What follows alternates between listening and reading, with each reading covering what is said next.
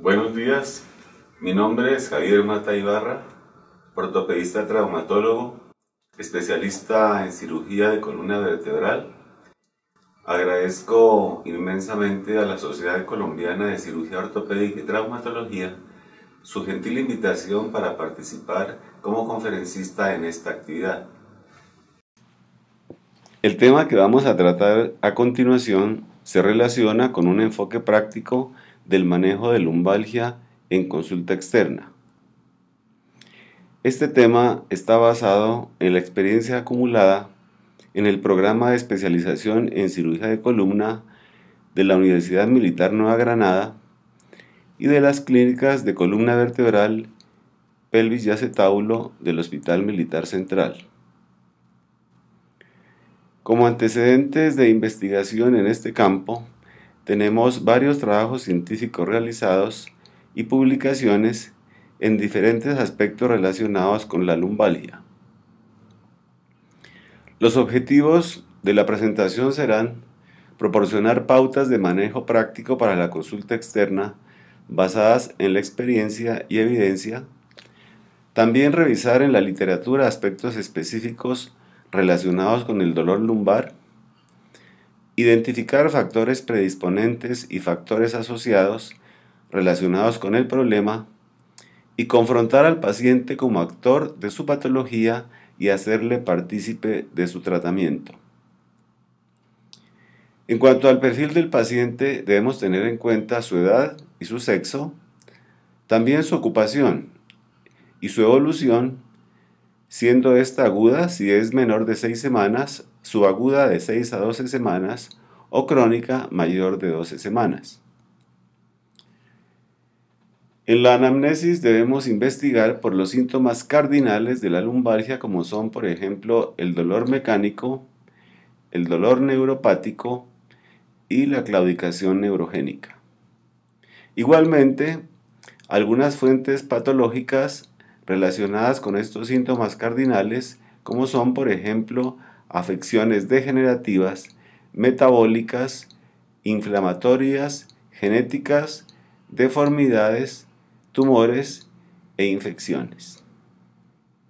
Como factores predisponentes debemos tener en cuenta el sedentarismo, desacondicionamiento físico, sobrepeso, obesidad, imbalance muscular relacionado principalmente con debilidad de la pared abdominal y retracciones de isquiotibiales. Y también tener en cuenta factores asociados como la ganancia secundaria y el componente psicosomático, por ejemplo, la depresión en mujeres posmenopáusicas. En cuanto al dolor, debemos analizar su distribución y su severidad. De una forma sencilla es preguntarle al paciente que cuantifique en porcentaje cuánto de su dolor corresponde a lumbalgia y cuánto al dolor irradiado a miembros inferiores. Un ejemplo, 70% de lumbalgia, 20% a una extremidad, 10% a otra. También debemos aplicar la escala visual análoga del dolor de 0 a 10 para que el paciente escoja la severidad que él percibe. Se han descrito algunos signos de alarma en la literatura que se conocen igualmente como banderas de diferentes colores. Banderas rojas, por ejemplo, relacionadas con la historia del paciente, puede ser el trauma, antecedente de cáncer, la edad, pacientes mayores de 50 años o menores de 18, o antecedentes de osteoporosis, uso crónico de corticoides, inmunosupresión y diabetes. En cuanto a las características del dolor, se considera bandera roja si el dolor es nocturno, si lleva una duración mayor a 4 a 6 semanas o si no ha respondido al tratamiento conservador. Y en cuanto a los síntomas asociados, se consideran también en esta categoría la pérdida de peso, fiebre, infecciones o déficit neurológico con síntomas progresivos incapacitantes y en casos extremos síndromes de Codequina. Como banderas amarillas debemos tener en cuenta aspectos personales, por ejemplo, el sexo femenino, los bajos ingresos, el bajo nivel de educación. Desde el punto de vista médico, especialmente si han habido cirugías previas o déficit neurológico. Relacionados con el dolor, si el paciente presenta radiculopatía asociada o si su duración ya es de largo tiempo. Y en aspectos psicosociales, tener en cuenta compromiso psicológico, depresión y estrategias de adaptación reducidas. Pasando al examen físico, debemos al paciente pesarlo y tallarlo y calcularle sus índices de masa corporal y de grasa corporal, y también es muy importante tener en cuenta su tipología mediante antropometría. Aquí vemos, por ejemplo, de una manera sencilla, debemos tomar los perímetros a nivel de las mamilas, a nivel del ombligo y a nivel de las caderas, para determinar su conformación antropométrica. En cuanto al examen físico, debemos inspeccionar su postura, su biomecánica y marcha, identificar deformidades y explorar puntos dolorosos a la palpación y su balance muscular, como se mencionó, abdomen isquiotibiales, e igualmente también examinar con detalle caderas y articulaciones sacroiliacas, en cuyas estructuras puede originarse también un dolor relacionado con la lumbalgia. Los instrumentos de medición son sencillos, como son la báscula mecánica y el tallímetro. Igualmente podemos utilizar el plicómetro o adipómetro en el pliegue subescapular, la cinta métrica para determinar su perímetro abdominal y aplicar la escala visual análoga del dolor. El análisis y la toma de decisiones para el manejo de estos pacientes está basada en la clínica y en los estudios complementarios.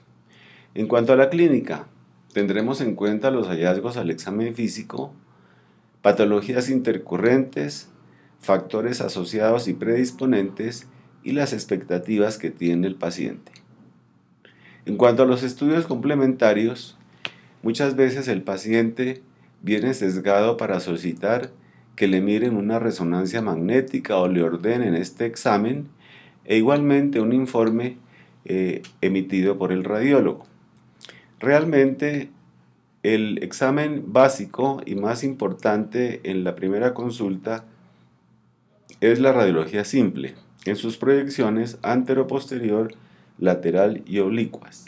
La indicación de resonancia de entrada puede ser contraproducente porque lleva a ganancia secundaria del paciente en muchos casos.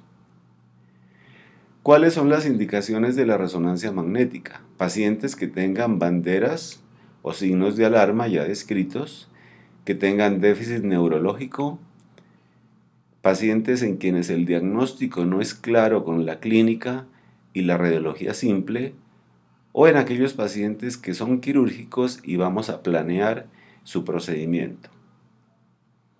Otros estudios que en ocasiones está indicado realizar es la gamografía ósea, especialmente para patologías inflamatorias, por ejemplo, infecciosas, metastásicas, la tomografía computarizada para determinar muy bien compromisos en la estructura ósea, la mieloescanografía en pacientes ya operados y que tengan implantes de acero, y el electrodiagnóstico para tipificar raíces bajas lumbares o en ocasiones descartar polineuropatías.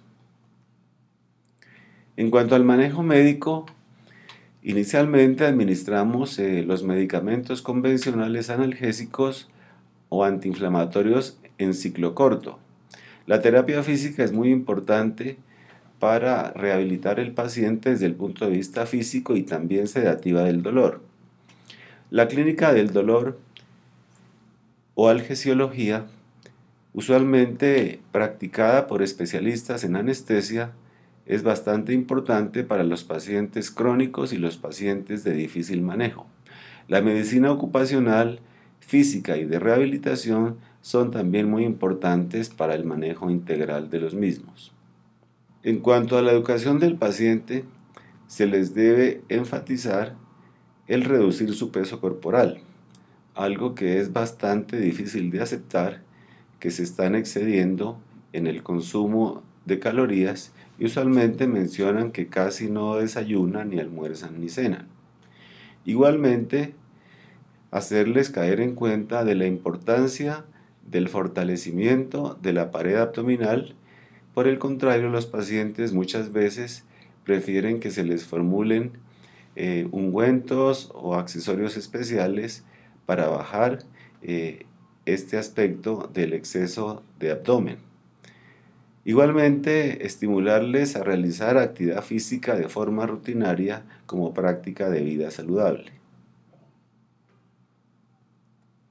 En cuanto al manejo quirúrgico, se relega para aquellos pacientes con tratamiento médico fallido, dolor severo o intratable, discapacidades para sus actividades de la vida diaria o básicas cotidianas, inestabilidad de la columna vertebral o aquellos que tienen déficit neurológico progresivo. Traigo a colación este estudio que realizamos en nuestras instituciones sobre los factores predictores asociados a lumbalgia severa, como son sobrepeso, obesidad e imbalance muscular.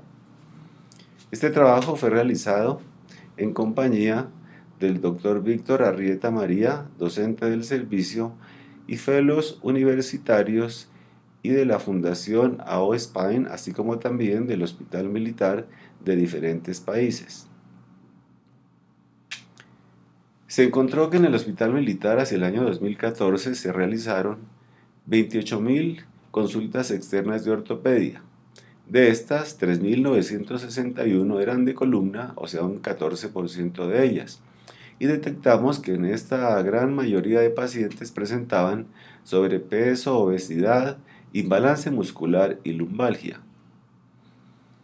Sabemos por las estadísticas y reportes internacionales que el incremento del índice de masa corporal y del perímetro abdominal predisponen a enfermedades cardiovasculares como infarto de miocardio, accidentes cerebrovasculares, hipertensión arterial. También patologías metabólicas como la diabetes mellitus y la osteoartritis, o sea, afecciones de articulaciones mayores en el aparato locomotor. En cuanto al sobrepeso y obesidad, afecta millones de personas en el mundo.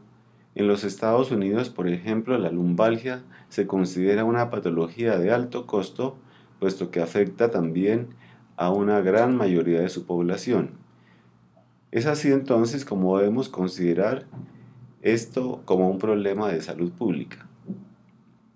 La metodología de este estudio se diseñó de forma analítica corte transversal en el periodo de abril a junio de 2015, donde se tomaron 100 pacientes de la consulta externa que presentaban lumbalgia o lumbociatalgia. Se incluyeron aquellos pacientes que eran mayores de edad con dolor lumbar crónico, con aseguramiento a las fuerzas militares, con patología degenerativa en la columna lumbar y quienes tenían algunos estudios imagenológicos según justificación médica y consentimiento informado para ser involucrados en el estudio. Se excluyeron enfermedades articulares inflamatorias, por ejemplo la artritis reumatoidea, pacientes con cirugías previas, pacientes con patologías neuromusculares o antecedentes de trauma, tumores o infecciones. Se tuvieron en cuenta variables sociodemográficas como la edad, género, la escala visual análoga del dolor, el índice de masa corporal, el porcentaje de grasa corporal, el patrón del dolor, el grado de flexión lumbar, sus perímetros corporales y su tipología corporal. En cuanto a los resultados, vemos cómo por sexo eran prácticamente 50% y 50% nuestra población. La intensidad del dolor severa en 8, 9 y 10 sobre la escala visual análoga la encontramos en la gran mayoría de los pacientes. El índice de masa corporal era normal únicamente en el 18% de pacientes. En el 49% encontramos sobrepeso, en el 24% obesidad grado 1 y en el 9% obesidad grado 2. El dolor lumbar y el dolor lumbar irradiado en forma de radiculopatía fueron 50% en cada uno de ellos. La flexión lumbar limitada a grado 3 se presentó en el 73% de los pacientes. Y en cuanto al diagnóstico ya clínico e imagenológico de los pacientes, vemos cómo predominó en ellos el canal lumbar estrecho, la hernia discal y la lumbalgia mecánica, es decir, aquellos pacientes que tenían dolor lumbar importante sin presentar ninguna patología específica como por ejemplo hernias discales, listesis o demás, o sea, lumbalgias usualmente provocadas por sobreuso y sobreesfuerzo. El porcentaje de grasa corporal total se encontró elevado en 71% de los pacientes y el perímetro corporal abdominal se observó incrementado en un 68%, por sexo un poco mayor en mujeres, con un 44%. Realizando un análisis bivariado en general, es decir, sin tener en cuenta el sexo, vemos que los pacientes con dolor leve a moderado, en ellos la flexibilidad lumbar, es decir, la grado 4, solamente se presentaba en un 22%, es decir, que los demás pacientes presentaban en algún grado limitación de su flexibilidad. Los pacientes que tenían dolor severo, solamente en ellos se encontró una flexión grado 4 en 9%. Los pacientes que tenían sobrepeso y obesidad, en ellos el 82% se presentaba un dolor leve a moderado. Y los pacientes que tenían lumbalgia leve a moderada, en ellos el 70% presentaron perímetro abdominal aumentado y solamente en 30% de ellos este perímetro era normal. El análisis bivariado por sexo vemos que de destacar en los hombres se encontró un 60% de elevación del porcentaje de grasa corporal asociado con la lumbalgia de intensidad severa. Y en el grupo femenino vemos cómo el porcentaje de grasa elevado era de un 80.77% en las pacientes con intensidad severa de lumbalgia. Respecto al perímetro abdominal, en todas las mujeres encontramos que este estaba aumentado sin importar la intensidad del dolor. En conclusión, podemos decir entonces que la gran mayoría de los pacientes con lumbalgia consultaron por intensidad severa del dolor. Y la prevalencia de sobrepeso y obesidad en nuestra casuística se ubica en los límites superiores de los estándares internacionales de la población general. El sobrepeso, la obesidad, el incremento del índice de masa corporal, el porcentaje de grasa corporal y el imbalance muscular se asocian negativamente como factores predisponentes de lumbalgia severa. Recomendamos entonces considerar la lumbalgia y el sobrepeso y la obesidad como problemas de salud pública dentro del subsistema de salud de las fuerzas militares. Educar a la población beneficiaria en los estilos de vida saludable relacionados con el control del peso corporal y el balance muscular. Alertar también a la población de sexo femenino sobre su mayor riesgo de presentación de lumbalgia severa y profundizar esta investigación dado su gran impacto en salud pública mediante un estudio longitudinal con mayor muestra epidemiológica y número de variables a comparar. Muchas gracias.